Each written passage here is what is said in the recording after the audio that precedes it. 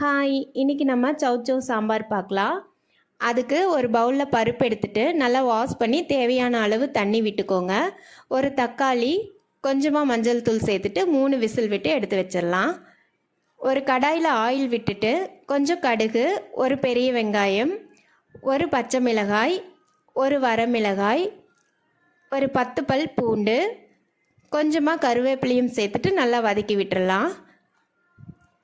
வெங்காயம் நல்லா வதங்கினதுக்கு அப்புறமா கட் பண்ணி வச்ச சௌச்சௌவை போட்டுக்கலாம். காய் பச்சை வாசம் போனதுமே 1 ஸ்பூன் மிளகாய் தூள் சேர்த்துக்கோங்க, 1.5 ஸ்பூன் சாம்பார் தூள் சேர்த்துக்கோங்க.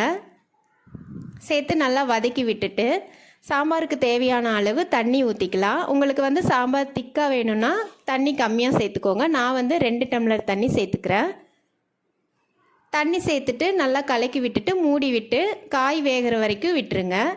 காய் வெந்ததும் இந்த அளவுக்கு புளி சேர்த்துட்டு புளி தண்ணியை ஊற்றி ஒரு கொதி விட்டுட்டு வேக வச்ச பருப்பையும் சேர்த்துக்கலாம். பருப்பு சேர்த்துட்டு உப்பெல்லாம் பார்த்து போட்டுக்கோங்க. நல்லா கலக்கி விட்டுட்டு ஒரு 5 நிமிஷம் வேக விட்டுருங்க. ஸ்டவ் ஆஃப் பண்ணுற ஸ்டேஜில் பெருங்காயத்தூளும் மல்லித்தூளும் சேர்த்துட்டு ஆஃப் பண்ணிடுங்க. பெருங்காயத்தூள் லாஸ்ட்டில் சேர்க்கும்போது நல்ல டேஸ்ட் கொடுக்கும். ட்ரை பண்ணி பாருங்கள். இந்த ரெசிபி பிடிச்சிருந்தா லைக் பண்ணுங்கள், ஷேர் பண்ணுங்கள், சப்ஸ்கிரைப் பண்ணுங்கள். தேங்க்யூ.